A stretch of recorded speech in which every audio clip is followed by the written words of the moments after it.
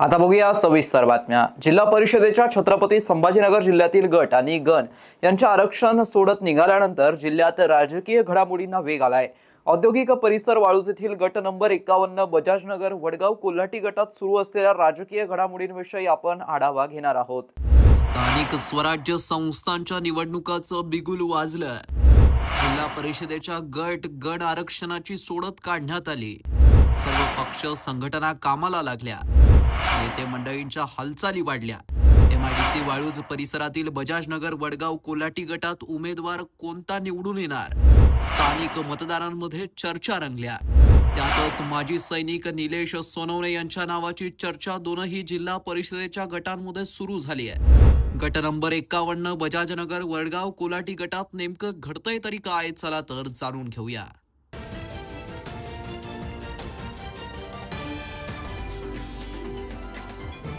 जिल्हा परिषद ही मिनी मंत्रालय म्हणून ओळखली जाते। तत्कालीन औरंगाबाद आणि आताच्या छत्रपती संभाजीनगरच्या जिल्हा परिषदेचा कार्यकाळ 20 मार्च 2022 रोजी संपला। त्यामुळे तेव्हापासून जिल्हा परिषदेचे मुख्य कार्यकारी अधिकारी हे प्रशासक म्हणून काम पाहत आहेत। पूर्वी छोटेसे खेडे असलेले वाळूज आता औद्योगिक नगरी म्हणून उदयास आले। परिसरात असलेल्या गावांना औद्योगिक विकासामुळे शहराचा टच मिळालाय। फक्त उद्योग नव्हे तर येथे छोटे मोठे नवीन व्यवसाय आकाराला आले आहेत। छत्रपती संभाजीनगर शहराचं उपनगर म्हणून वाळूजचे अनेक प्रकार नावलौकिक मिळवलाय। वाळूज औद्योगिक परिसरात वाळूज, जोगेश्वरी, रांजणगाव, विटावा, पंढरपूर, वडगाव कोल्हाटी, तिसगाव अशा ग्रामपंचायती आहेत। तसेच त्याला लागूनच साजापूर, करोडी ग्रामपंचायती येतात। येथे रांजणगाव ही ग्रामपंचायत सर्वात श्रीमंत ग्रामपंचायत म्हणून ओळखली जाते। त्यानंतर वडगाव कोल्हाटी ग्रामपंचायतचा नंबर लागतो। वाळूज औद्योगिक परिसरात पंढरपूर, वडगाव बजाजनगर, तिसगाव, करोडी, वाळूज, जोगेश्वरी असे जिल्हा परिषद गट येतात। या भागात कागदावरती प्रत्यक्षात लोकसंख्या कमी दिसत असली तरी येथे कामगार वर्ग राज्यभरातून मोठ्या संख्येने येत असल्याने येथील लोकसंख्या ही 1.5 लाखांपेक्षा अधिक झाली आहे। या भागात 2 गट पडतात। तर राज्य निवडणूक आयोगाने छत्रपती संभाजीनगर स्थानिक स्वराज्य संस्था निवडणूक गट आणि गणांच्या आरक्षणासाठी 13 ऑक्टोबरला सोडत काढली। या ठिकाणी निलेश साहेबराव सोनवणे हे नाव चर्चेत आलंय। कोण आहेत हे निलेश सोनवणे, काय आहे त्यांची हिस्ट्री, चला तर जाणून घेऊया। जिल्हा परिषद माजी सदस्य तथा गरुड झेप अकॅडमीचे संचालक डॉक्टर सुरेश सोनवणे यांचे वडील बंधू असलेले माजी सैनिक निलेश साहेबराव सोनवणे यांच्या नावाची जोरदार चर्चा MIDC वाळूज भागात सध्या सुरू आहे। ते या भागातून मोडतात। येथील या गटातून दावेदार असल्याचं म्हटलं जात आहे। माजी सैनिक असलेले निलेश साहेबराव सोनवणे यांची पार्श्वभूमी बघितल्यास त्यांचे व्यावसायिक, शैक्षणिक, राजकीय आणि सामाजिक कार्य वाखाणण्याजोगे आहे। गरुड झेप अकॅडमी हे नाव राज्यातच नव्हे तर देशभरात एक ब्रँड म्हणून समोर आलंय। त्यात निलेश सोनवणेंचा सिंहाचा वाटा आहे। या अकॅडमीला आपल्या शिस्तप्रिय आणि कडक स्वभावाने आणखीनच नावलौकिक प्राप्त करून देणारं नाव म्हटलं तर माजी सैनिक असलेले प्राध्यापक निलेश साहेबराव सोनवणे यांचं नाव पुढे येत आहे। 2018ला आर्मीतून रिटायरमेंट झाल्यानंतर पोलीस सैन्य भरती बरोबरच विद्यार्थ्यांना MPSC, UPSC सारख्या स्पर्धा परीक्षांच्या तयारीचं प्रशिक्षण देण्यास त्यांनी सुरुवात केली। बघता बघता गरुड झेप अकॅडमीच्या ब्रांचेस वाढल्या। 2018 या वर्षी अहमदनगर ब्रांच सुरू केली। 2019 या वर्षी पुणे ब्रांच आणि 2021ला नाशिक ब्रांच, तसेच 2024ला छत्रपती संभाजीनगरात दिल्ली पब्लिक स्कूलची सुरुवात यशस्वीरित्या शिक्षणदानाचं कार्य सुरू करण्यात आलं। 2025 या वर्षी नागपूर येथे गरुड झेप अकॅडमीची ब्रांच सुरू करण्यात आली। तर 2025 याच वर्षी कोल्हापूरला देखील गरुड झेप अकॅडमीची आणखीन एक ब्रांच सुरू करण्यात आली आहे। राज्यभरातील 6 जिल्ह्यात गरुड झेपचं प्रस्त वाढलं। व्यवसाय वृद्धिंगत झाला, आता पुढे काय हा प्रश्न उभा राहिला। नंतर मग निलेश सोनवणे यांनी सामाजिक जाणीवेतून जनसेवा फाउंडेशनची निर्मिती केली। जनसेवा फाउंडेशनचे संचालक म्हणून त्यांनी अनेक सामाजिक उपक्रम राबवले। यामध्ये प्रामुख्याने महिलांसाठी शिवणकाम प्रशिक्षण आणि शिलाई मशीनचं वाटप हा उपक्रम त्यांनी राबवला। तर महिलांना सक्षम करण्यासाठी पापड निर्मिती प्रशिक्षण देऊन पापड मशीन वाटप करण्यात आलं।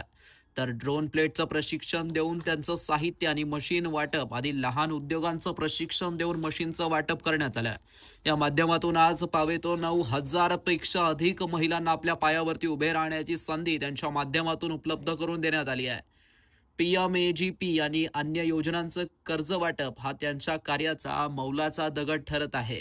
सामाजिक बांधिलकी बरोबरच पर्यावरण प्रेमापोटी विविध ठिकाणी वृक्षारोपणाचा कार्यक्रम हाती घेऊन वृक्षारोपण आणि त्याचं संगोपन हे महान कार्य त्यांच्या हातून घडत गेलं.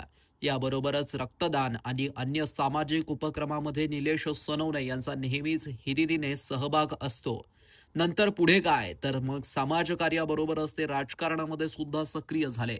परिसरातील रहिवाशांच्या नागरी समस्यांसाठी प्रशासनाच्या दारी जाऊन वेळ पडल्यास आंदोलन छेडून प्रशासनाला जाब विचारण्यास सुरुवात केली. विविध प्रश्न सरकार दरबारी मांडून नागरिकांना न्याय मिळवून देण्यासाठी दिवस रात्र एक केली. सिडको प्रशासन असेल किंवा जिल्हा प्रशासन निवेदन देऊन मागणी मान्य होत नसेल तर वेळ प्रसंगी आंदोलनाचं हत्यार देखील त्यांनी उपसलं. औद्योगिक क्षेत्र असल्यामुळे परिसरामध्ये मजूर हातावरती पोट असलेले नागरिक मोठ्या प्रमाणात आहे. त्यांच्या नागरी समस्या सोडवण्यासाठी निलेश सोनवणे यांनी घेतलेला पुढाकार हा भारतीय जनता पक्षाच्या लक्षात आल्यानंतर भारतीय जनता पक्षाच्या वरिष्ठ नेत्यांनी त्यांची दखल घेतली. त्यांच्याकडे भारतीय जनता पक्षाच्या उद्योग आघाडीचं जिल्हा अध्यक्ष हे पद सोपवण्यात आलं. त्याबरोबरच त्यांनी आजपर्यंत अनेक राजकीय पदे भूषवली आहेत. आधी सैन्य दलात 17 वर्ष सेवा बजावली. सैन्य दल म्हणजे देशप्रती निष्ठा, सैन्य दल म्हणजे शिस्त, सैन्य दल म्हणजे देशप्रेम, सैन्य दल म्हणजे अनुशासन. या सर्व बाबी आता एका सामाजिक कार्यकर्त्यामधून पुढे येत असल्याने ते शहरातील सामाजिक राजकीय चर्चेचे केंद्रबिंदू ठरले आहेत. सोनवणे परिवाराला राजकीय वारसा आहे. निलेश सोनवणे यांचे बंधू सुरेश सोनवणे हे 2017 या वर्षी गदाना गटातून जिल्हा परिषद सदस्य म्हणून निवडून आले होते. तर 2024 या वर्षी गंगापूर खुलताबाद विधानसभा निवडणूक त्यांनी लढवली. सुरेश सोनवणे यांच्या पत्नी ललिता सोनवणे यांनी 2021 या वर्षी सोनखेडा गावाचं सरपंच पद भूषवलं आहे. तर निलेश सोनवणे यांनी 2022 या वर्षी वडगाव ग्रामपंचायतीची निवडणूक लढवली. या निवडणुकीत त्यांचा अवघ्या 15 मतांनी निसटता पराभव पत्करावा लागला. त्यानंतर सोनवणे यांनी पक्ष बळकट करण्यासाठी भारतीय जनता पक्षाच्या उद्योग आघाडीमध्ये 500 पेक्षा अधिक कार्यकर्त्यांना पक्षप्रवेश मिळवून दिला. MIDC वाळूज परिसरात असलेल्या कारखान्यांमध्ये कंपन्यांमध्ये भेटी देणं, कामगारांच्या अडीअडचणी जाणून घेणं, त्यांच्या अडचणी सोडवणं हा त्यांचा नित्याचा दिनक्रम आहे. त्यांनी तत्कालीन केंद्रीय अर्थराज्यमंत्री माननीय नामदार डॉक्टर भागवत कराड यांच्या निधीतून बजाजनगर भागात 10 लाख रुपये निधीद्वारे रस्ता उपलब्ध करून दिला. तर मंत्री डॉक्टर कराड यांच्याच निधीतून लक्ष्मीनगर भागात पक्का रस्ता तयार करून दिला. याबरोबरच 5 लाख रुपयांचा निधी खर्च करून सार्थक परिसरामध्ये गट्टू बसवण्याचं काम करण्यात आलं. जय भवानी नगर लक्ष्मीनगर येथे लोकवर्गणीतून पाण्यासाठी पाईपलाईन करण्यात आली. तर काही काम त्यांनी सिडको प्रशासनाकडून करून घेतलं. भारतीय जनता पक्षाच्या उद्योग आघाडीचे जिल्हा अध्यक्ष, जनसेवा फाउंडेशनचे संस्थापक अध्यक्ष, जागरूक पर्यावरण संरक्षक, गरुड झेप अकॅडमीचे मार्गदर्शक, विद्यार्थ्यांसाठी दीपस्तंभ, आधारस्तंभ असलेले शिस्तप्रिय निलेश सोनवणे यांची क्रेज औद्योगिक परिसरात चांगलीच वाढली आहे. त्यांच्या कामामुळे अनेक इच्छुकांचे धाबे आता दणाणले आहेत. ते छत्रपती संभाजीनगर जिल्हा परिषदेच्या गट नंबर 51 बजाजनगर वडगाव कोल्हाटी गटातून निवडणूक लढवणार असल्याची चर्चा आता रंगत आहे. पक्ष त्यांना संधी देणार का, की जनरेट यामुळे ते अपक्ष निवडणूक रिंगणात उतरतील का, आता हे बघणं औत्सुक्याचं ठरणार आहे. तुम्ही कसं बघता या विषयाकडे कमेंट सेक्शन मध्ये व्यक्त व्हा. अशाच नवनवीन माहितींसाठी चॅनल सबस्क्राईब करा.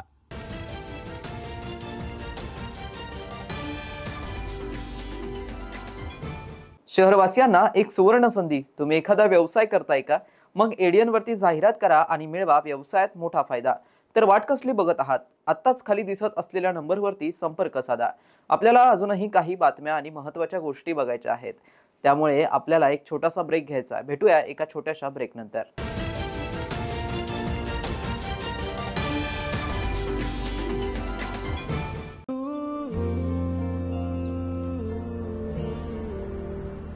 हाय, इथे शिफ्ट होतेस? हो. कोणतं कॉलेज? SPPU. अरे मी पण. मग कधी ड्रॉप हवा असेल तर मम्मी आणि तुझी प्रोफेसर सुद्धा. प्रोफेसर?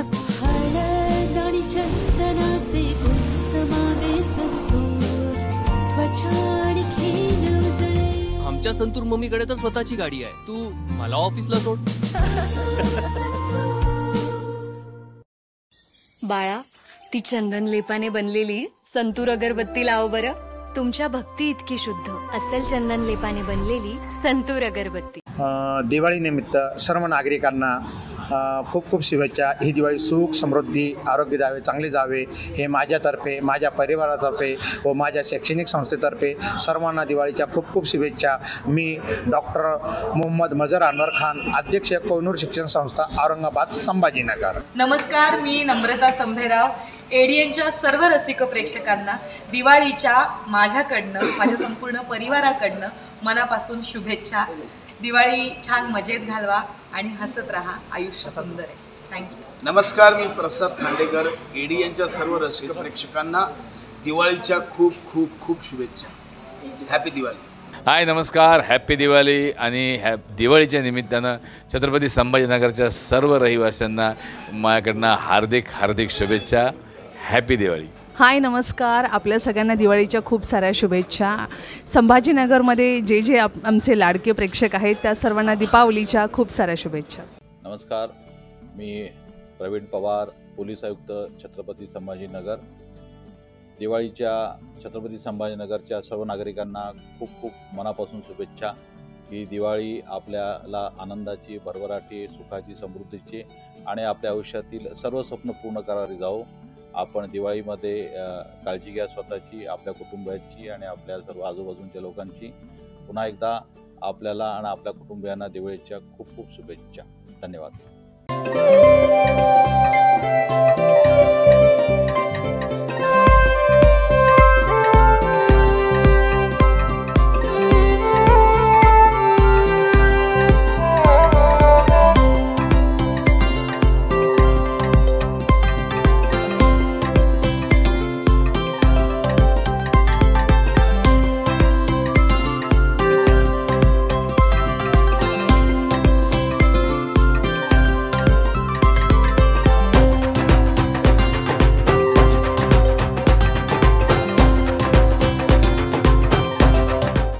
एक फेक सरकारी डॉक्यूमेंट बनाना बहुत मुश्किल है. बिल्कुल नहीं. सबसे पहले ऑफिसर का नाम, डिपार्टमेंट का नाम, उसका नकली बट असली दिखने वाला सिग्नेचर और एक डरावना सा इल्जाम. Child pornography, income tax, GST की चोरी.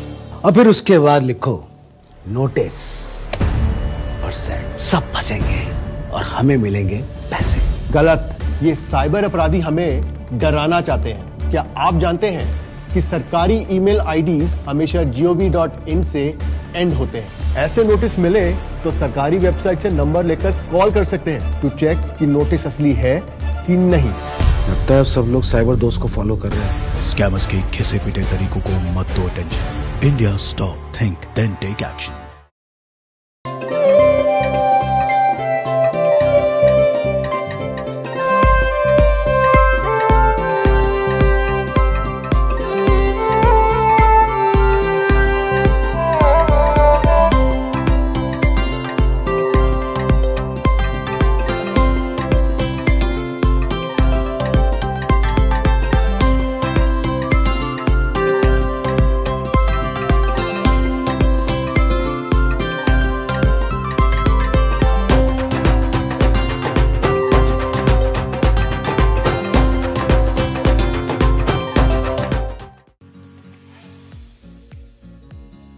आपण मुळव्यात, फिशर, भगंदर किंवा पायलोनोइडल सायनसच्या त्रासाने त्रस्त आहात का? शौचावाटे होणारा रक्तस्राव किंवा बऱ्या न होणाऱ्या जखमांमुळे हैराण झाला आहात का? आता ऑपरेशनची भीती आणि वेदनादायी त्रासाला म्हणा कायमचा निरोप. छत्रपती संभाजीनगर येथील सुप्रसिद्ध एम्स हॉस्पिटलमध्ये कन्सल्टंट लेझर आणि laparoscopic surgeon doctor Virendra Jaiswal घेऊन आले आहेत अत्याधुनिक लेझर उपचार. निओव्ही 1470 या प्रगत लेझर तंत्रज्ञानामुळे आता शक्य आहे विना कापाकापी आणि विना टाके उपचार. रक्तस्राव नाही आणि वेदनाही अगदी कमी. उपचारानंतर काही तासातच घरी परतण्याची सोय आणि आजार पुन्हा होण्याचा धोकाच नाही.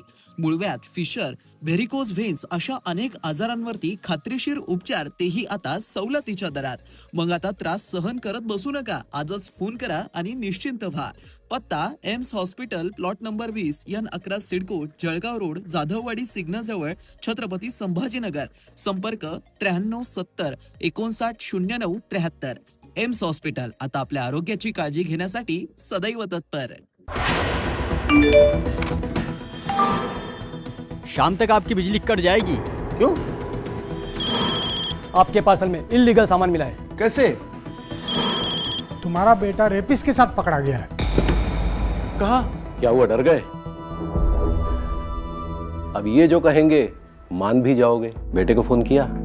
नहीं। आपका यही डर साइबर अपराधियों की ताकत है। सावधान रहें, ऐसे किसी भी अपराध की जानकारी तुरंत 1930 पर दें या इस वेबसाइट पर जाएं। अनेकांच्या मनात स्वप्न असते की देशाची सेवा करायची, परंतु काही लोकच योग्य प्रशिक्षण घेऊन ते वास्तवात पूर्ण करतात। वास्तविक सैनिक बनणे सोपं काम नाही, कारण प्रशिक्षणाच्या मैदानापासून ते युद्धाच्या रणांगणापर्यंत प्रत्येक क्षण संघर्षमय असतो।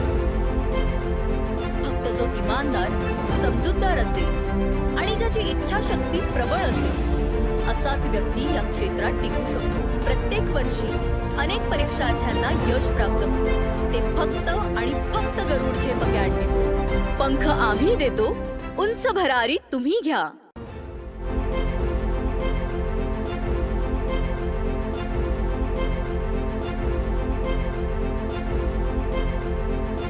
शिक्षण असो किंवा नोकरी, कुठल्याही कामानिमित्त छत्रपती संभाजीनगर येथे येत असाल तर तुमच्या घरगुती जेवणाची चिंता आता मिटली।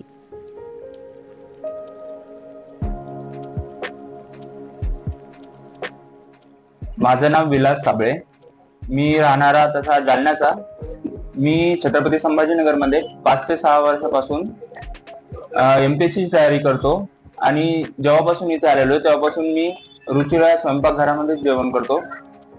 घराच्या जेवणाची मला थोडी पण आठवण येत नाही, कारण रुचिरा स्वयंपाकघराचं जेवण हे घरच्या जेवणासारखं आहे आणि इथल्या जेवणामध्ये टेस्ट आहे त्याच्यामध्ये सांगायचं झालं तर खूप सगळ्या गोष्टी आहेत की त्या टेस्टी आहेत आणि इथल्या जेवणाचा माझ्या बॉडीवरती कसलाही दुष्परिणाम झाला नाही।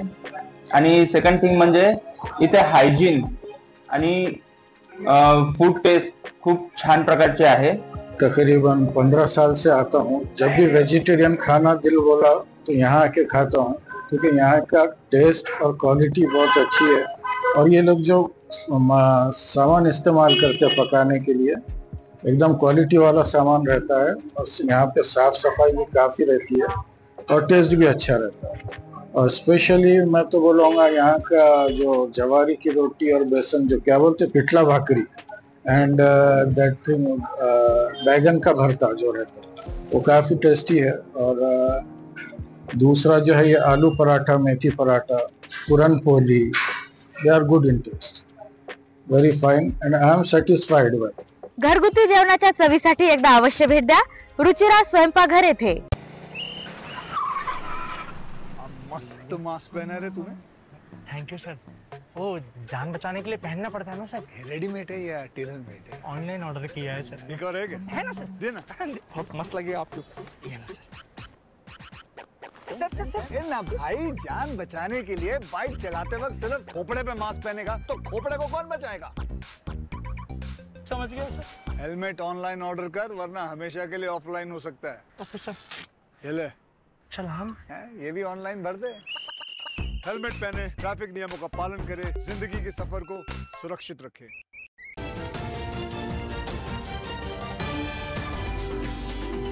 ब्रेक नंतर पुन्हा एकदा स्वागत। आपण बघत आहात एडियन बातमीपत्र। एडियन डिजिटल दिवाळी 2025 या सदराखाली एडियनच्या प्रेक्षकांसाठी विविध मान्यवरांच्या मुलाखतींचा खजिना घेऊन आला असून त्याअंतर्गत आज ग्रामीण पोलीस दलाचे पोलीस अधीक्षक डॉक्टर विनयकुमार राठोड यांची निवेदक उमा शिंदे यांनी घेतलेली मुलाखत बघणार आहोत।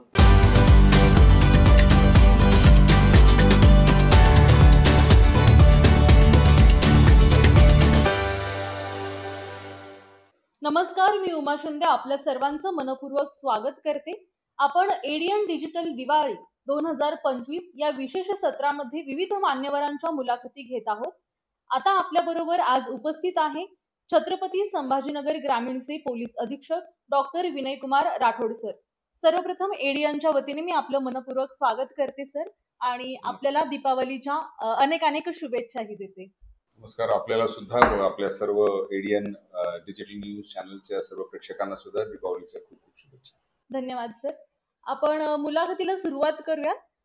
सर्वप्रथम रील स्पर्धा ही खूप गाजली सध्या. जिल्हा स्तरावर जी सामाजिक प्रबोधनात्मक रील स्पर्धा सुरू करण्यात आली होती, तिची दखल राज्य स्तरावर देखील घेण्यात आली आणि राज्य स्तरावरही ती स्पर्धा राबवली होती. तर त्या स्पर्धेची नेमकी संकल्पना काय होती? बेसिकली ही रील स्पर्धा तसं म्हणायला गेलं तर हा दुसरा पर्व होता. मागच्या वर्षी आम्ही शॉर्ट फिल्म स्पर्धा घेतली होती छत्रपती संभाजीनगर ग्रामीण तर्फे. यावेळेस त्याची व्याप्ती थोडीशी वाढवण्यासाठी व त्यात जास्तीत जास्त लोकांनी सहभाग घ्यावा यासाठी आम्ही रील्सची स्पर्धा आयोजित केली.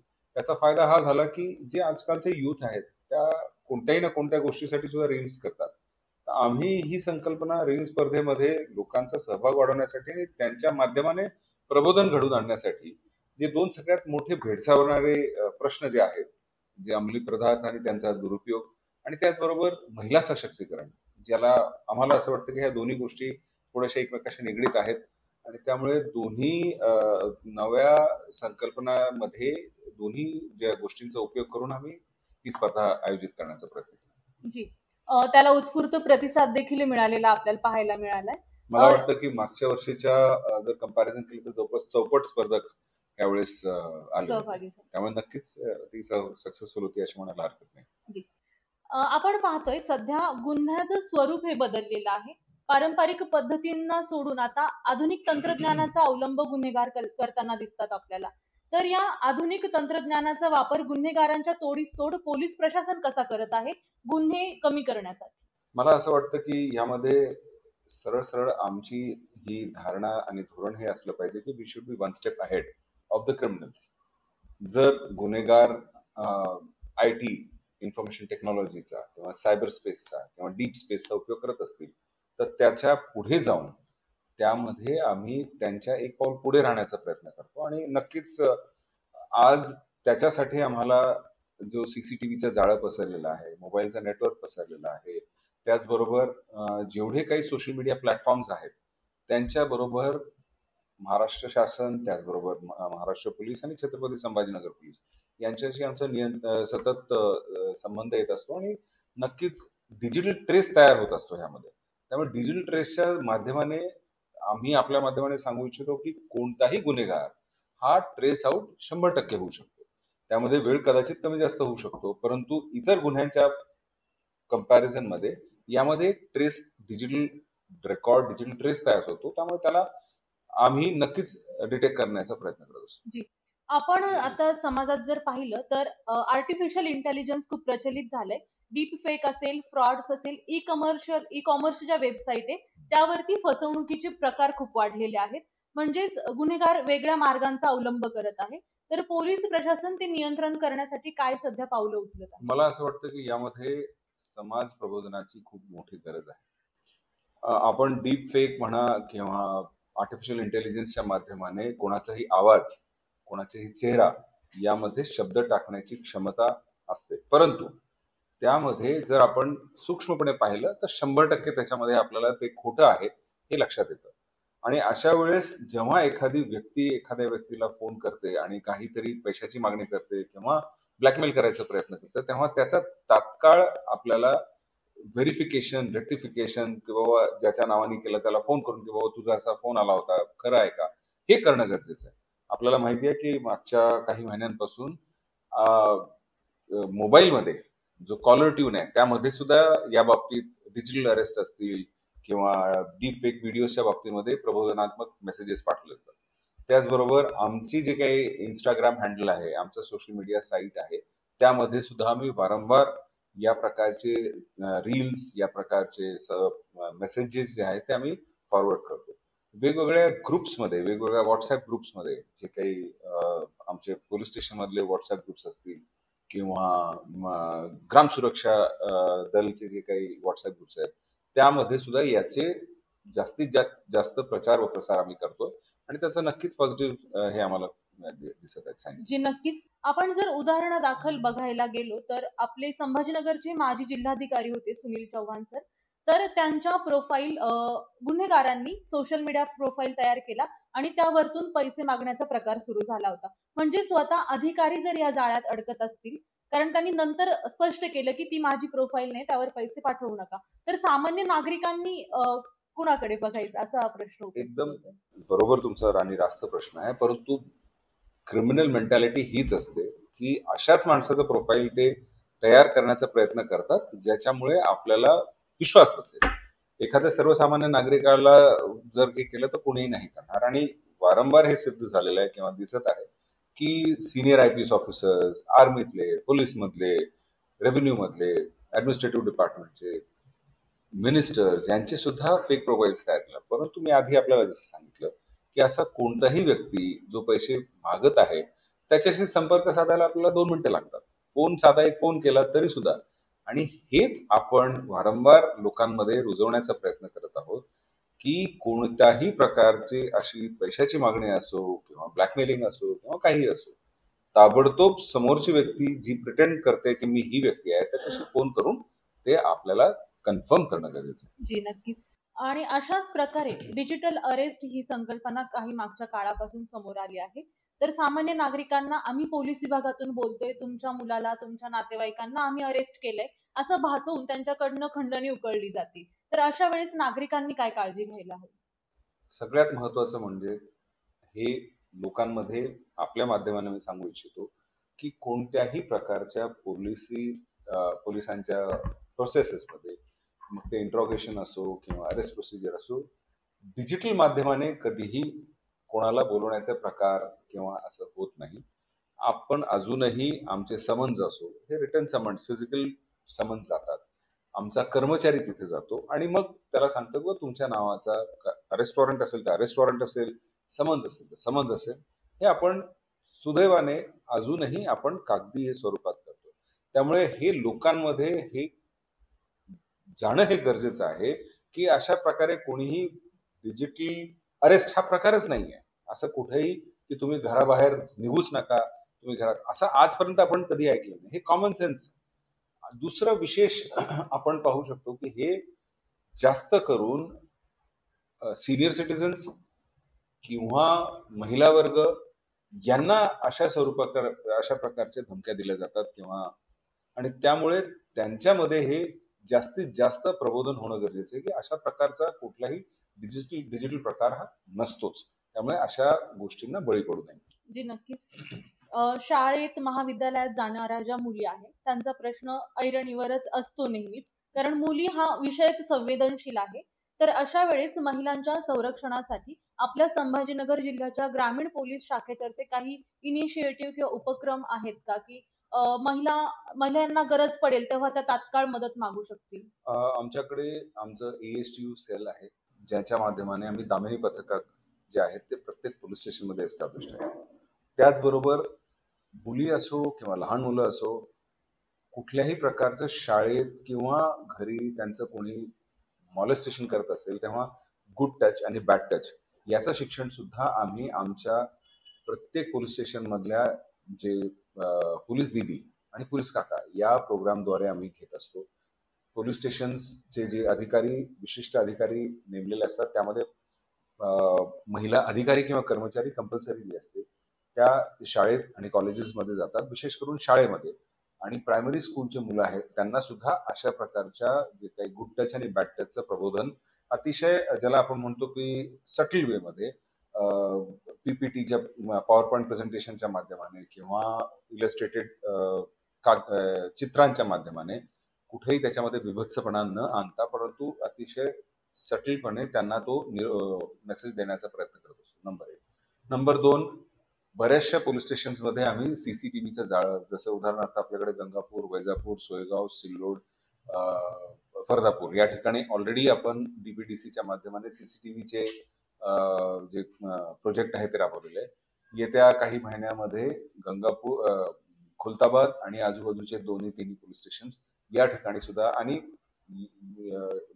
पुढे लोकांच्या माध्यमाने, लोकांच्या सहभागातून सुद्धा आम्ही CCTVचं जाळं जास्तीत जास्त पसरवतो. मला असं वाटतं की कुठेही, मग ते शाळा असो, कॉलेज असो, चौक असो, ज्या ठिकाणी गर्दीच्या ठिकाणी आहेत तिथं CCTVचं जाळं असणं अत्यावश्यक आहे. त्याच्यावर पोलिसांची नजर, करडी नजर असते. कोणताही एखादी कंप्लेंट असेल, मग ते डायल 112 वर जरी माहिती मिळाली किंवा आमच्या AST सेलचा जो काही कॉल नंबर आहे त्या ठिकाणी, तर आम्ही तात्काळ दामिनी पथक त्या ठिकाणी रवाना करतो. बऱ्याचदा वेळेस आम्ही ट्रॅप ले डाऊन करतो, म्हणजे एखाद्या महिलेच्या कॉलेज गोईंग स्टुडंट सारखं एखाद्या पोलीस कॉन्स्टेबलला ठेवून जर कोणी तिथे छेडखानी करायचा प्रयत्न केला तर त्याला तात्काळ त्याच्यावर कायदेशीर कारवाई. जी नक्कीच. यानंतर आपण जर शहरात आणि ग्रामीण भागात पाहिलं तर ठिकठिकाणी आपल्याला स्वयंघोषित भाई तयार झालेले दिसतात. तर त्यांच्या माध्यमातून समाजामध्ये एक निगेटिव्ह मेसेज पसरवण्याचा प्रयत्न केला जातो की समाजाला एका दबावाखाली ठेवण्याचा प्रयत्न करण्यात येतो. तर जे हत्यार असतात, उदाहरणार्थ तलवार, चाकू असे ते फिरवताना दिसतात. तर मग अशांना जबर बसवण्यासाठी पोलीस प्रशासनाकडनं काय करण्यात येतात कारवाई? 2-3 गोष्टी आहेत. एक तर आमचं DSB पथक म्हणजे स्पेशल ब्रांचचे पथक मधले कर्मचारी कायम प्रत्येक गावामध्ये जे सोशल मीडिया आहेत त्यांच्यावर लक्ष ठेवतात. आमचं सायबर सेल आहे ते सुद्धा लक्ष ठेवतं. आणि असला कोणताही सोशल मीडिया प्लॅटफॉर्मवर जर एखादी व्यक्ती कोणत्याही प्रकारचं वेपन, मग ते पिस्टल असो किंवा तलवार असो किंवा चाकू असो, मग ते केक कापण्यासाठी असो किंवा हवेत भिरकावणे असो, त्याला तात्काळ त्यांच्यावर कायदेशीर कारवाई केली जाते. आधीही केली गेली आणि यापुढे सुद्धा केली जाईल. त्याचबरोबर मी आपल्या माध्यमाने हे सांगू इच्छितो की ज्या लोकांचा रेकॉर्ड, अशा लोकांचा रेकॉर्ड काही ना काही क्रिमिनल रेकॉर्ड असतोच, त्यावर जास्तीत जास्त कडक गुन्हा दाखल तर केला जातो, परंतु त्यानंतर जरी तो जामिनावर सुटला तर त्याच्यावर योग्य ती प्रिव्हेंटिव्ह ऍक्शन, मग ते तडीपारी असो, MPDA सारखा कडक कायदा राबवणे असो, 93-94 प्रमाणे प्रिव्हेंटिव्ह ऍक्शन घेणे व चॅप्टर केसेस करणे, ह्या सर्व प्रकारच्या केसेस किंवा प्रिव्हेंटिव्ह ऍक्शन प्रतिबंधात्मक कारवाई करतो, जेणेकरून तो बाहेर आल्यावर अशा प्रकारचे कृत्य पुन्हा करणार नाही. जी. आपण पाहतोय की गुन्हेगारी समाजात घडत असताना फर्स्ट वॉल ऑफ प्रोटेक्शन म्हणून पोलीस काम करत असतात. या पोलीस प्रशासनात काम करणाऱ्या कर्मचाऱ्यांवर, अधिकाऱ्यांवर देखील कधीतरी कामाचा तणाव आलेला दिसतो. तर तो तणाव दूर करण्यासाठी पोलीस प्रशासन काय उपाययोजना करतं? मला असं वाटतं की आम्ही एक गोलकीपर सारखे काम करतो. एक गोलकीपर आपल्या आयुष्यात शेकडो गोल वाचवतो, परंतु कुठेतरी एखाद्या महत्वाच्या ठिकाणी किंवा कधीतरी एक गोल तो कधीतरी त्याच्याकडून हुकतो आणि लोक त्याचे जे काही 99 गोल जे त्यांनी वाचवलेले असतात ते विसरून केवळ तो एक गोल, दुर्दैवाने म्हणा सुदैवाने म्हणा, ह्याच प्रकारची परिस्थिती, मनस्थिती पोलिसांची, अधिकाऱ्यांची असते. परंतु तरी सुद्धा हे याची जाणीव करून देणे आणि त्या माध्यमाने आम्ही आमच्या कर्मचाऱ्यांना, अधिकाऱ्यांना हे सांगण्याचा प्रयत्न करतो की आपल्यामध्ये ती शक्ती आहे, ते अधिकार आहेत की आपण इन्स्टंट जस्टिस लोकांना देऊ शकतो. यामध्ये समाधान मानायचं आणि हो, यामध्ये टेन्शन जरी असलं तरी आपल्याकडे अनेक असे माध्यम आहेत ज्याच्यातून आपले हे टेन्शन, आपला हा स्ट्रेस कमी करू शकतो. सगळ्यात महत्वाचं आपलं फॅमिली, दुसरं कोणत्यात नाही कोणतं स्पोर्ट्स एंगेज करणे. जिल्हा स्तरावर आम्ही कायम महिन्यातून एकदा असं कोणतं ना कोणतं उपक्रम घेत असतो ज्यामध्ये जे काही स्ट्रेसिंग फॅक्टर्स आहेत त्याला कमी करण्याचा प्रयत्न करतो. कधी योगासनाचे क्लासेस घेतो, कधी ताणतणाव मुक्तीवर प्रबोधनात्मक लेक्चर्स घेतो, कधी आमच्या म्हणजे वर्षातून 2दा-3दा स्पर्धा होत असतात, डिस्ट्रिक्ट स्पोर्ट्स, रेंज स्पोर्ट्स असतात. त्यानंतर संभाजीनगर ग्रामीण इतका नॅचरली एनरिच्ड एरिया आहे की वेगवेगळ्या ठिकाणी ट्रेकिंग चे आम्ही उपक्रम घेत असतो. या माध्यमाने जास्तीत जास्त लोकांचा एक तर स्ट्रेस कमी होतो, दुसरा एक इन्फॉर्मल रिलेशनशिप वरिष्ठ अधिकारी आणि कर्मचाऱ्यांमध्ये तयार होतो. त्यामुळे त्यांना सुद्धा एक ज्याला आपण म्हणतो आत्मविश्वास निर्माण होतो की माझे वरिष्ठ जे आहेत ते वेळ पडल्याबरोबर माझ्याबरोबर खांद्याला खांदा लावून ते नेहमी हजर असतात. त्यामुळे त्याचा नक्कीच तो जो काही स्ट्रेस आहे तो कमी होण्यास मदत होते. जी नक्कीच. यानंतर छत्रपती संभाजीनगर ग्रामीण पोलीस अधीक्षक कार्यालयाच्या वतीने एक उपक्रम सुरू करण्यात आलाय, ज्यामध्ये जे पोलीस अधिकारी किंवा कर्मचारी गुन्हे उघडकीस आणायला मदत करतील त्यांना विभागाकडनं कौतुकाची थाप देण्यात येते. तर त्याला कसा प्रतिसाद मिळतोय कर्मचाऱ्यांना? अतिशय उत्कृष्ट प्रतिसाद मिळतो. मला चांगलं आठवतं की मागच्या वर्षी मी जेव्हा इथं आलो होतो तेव्हा एक आरोपी असा होता जो जवळपास 2.5 ते 3 वर्षापासून फरार होता आणि त्याचे गुन्ह्याचा आलेख बऱ्यापैकी मोठा होता. आणि त्यावेळेस मी असंच एका क्राईम कॉन्फरन्समध्ये मी माझ्या अधिकाऱ्यांना आणि कर्मचाऱ्यांना घोषित केलं होतं की जर या आरोपीला तुम्ही येत्या 2 महिन्यामध्ये जर पकडून दिलं तर तुम्हाला इतका कॅश रिवॉर्ड आणि सर्टिफिकेट देणार. आणि आश्चर्याचा धक्का हा बसला की पुढच्या क्राईम कॉन्फरन्सच्या आधी तो मिळाला. असे जेव्हा प्रत्येक पोलीस स्टेशनमध्ये, मग ते पोलीस स्टेशन असो, ट्रॅफिकचा ब्रांच असो, एमटी डिपार्टमेंट असो, क्राईम कंट्रोल रूम असो, प्रत्येक ठिकाणी प्रत्येकाला एक ड्युटी दिलेली आहे. माझा प्रयत्न हा राहतो की त्याला जी ड्युटी दिलेली आहे त्या लोकांमध्ये जो सर्वोत्कृष्ट काम करतो त्याला शाबासकीची थाप देणं हे माझं कर्तव्य ऍज अ टीम लीडर. आणि मग प्रत्येक वेळेस बक्षीस म्हणजे फक्त रिवॉर्ड, कॅश रिवॉर्ड हे नसतो. एक सर्टिफिकेट त्याला बोलून एक पुष्पगुच्छ दिला तरी सुद्धा खूप फरक पडतो आणि त्याचा 100% परिणाम आपल्याला दिसेल की आज आमच्याकडे एकही म्हणजे डेकॉयटीचा गुन्हा असो, जेवढे सिरियस ऑफेन्सेस आहेत ज्यामध्ये अक्यूज नोन आहेत, मग मर्डरचे असो किंवा 307चा असो, सर्व आरोपी अटक झालेले आहेत. मग त्यामध्ये लोकल पोलीस स्टेशन असतात, LCB असते, आमचं टेक्निकल अनालिसिस विंग आहे जे मोबाईल आणि CCTV कॅमेराचं अनालिसिस करतो.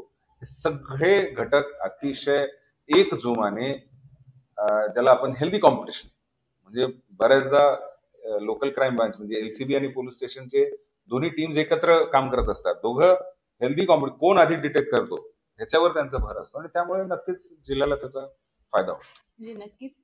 शेवटी जाता जाता एडियनच्या दर्शकांसाठी आणि संपूर्ण छत्रपती संभाजीनगर वासियांसाठी दिवाळीच्या काय शुभेच्छा देऊ इच्छिता? मी आपल्या माध्यमाने सर्व एडियनच्या जेवढे काही प्रेक्षक आहेत त्यांना छत्रपती संभाजीनगर ग्रामीण जिल्हा, त्याचबरोबर महाराष्ट्र पोलीस, आमचे विशेष पोलीस महानिरीक्षक वीरेंद्र मिश्रा सर यांच्या वतीने आपल्या सर्वांना दीपावलीच्या खूप खूप शुभेच्छा देतो. आणि एक विनंती नक्की करेन की दीपावली हा सण हा हर्षोल्लासाचा सण आहे. असं कोणतंही कृत्य करू नका जेणे आपला किंवा आपल्या आपतेष्टांचा जीव धोक्यात जाईल. फटाकडे वाजवा, परंतु पर्यावरणपूरक फटाकडे वाजवा. कुठेही साऊंड पोल्युशन होणार नाही, इतरांना त्रास होणार नाही, जनावरांना त्रास होणार नाही असे कोणतेही फटाकडे वाजवू नका, असे कोणतेही फायर क्रॅकर्स वाजवू नका. त्याचबरोबर समाजामध्ये एकोपा निर्माण होईल. 2 गटांमध्ये, 2 कास्टमध्ये, 2 रिलिजन्समध्ये कुठेही दुजाभाव, द्वेषभाव निर्माण होणार नाही असे कोणते कृत्य करू नका. खूप खूप धन्यवाद. एडियनच्या वतीने मी आपले मनपूर्वक आभार मानते. आपण आपला अमूल्य वेळ एडियनच्या दर्शकांसाठी दिला आणि आमच्याशी संवाद साधला. यानं आज आपल्या बरोबर छत्रपती संभाजीनगर ग्रामीणचे पोलीस अधीक्षक डॉक्टर विनय कुमार राठोड सर होते. पुढील सत्रामध्ये आपण अजून काही मान्यवरांच्या मुलाखती तुमच्यासाठी घेऊन येणार आहोत. तोपर्यंत पाहत रहा एडियन न्यूज.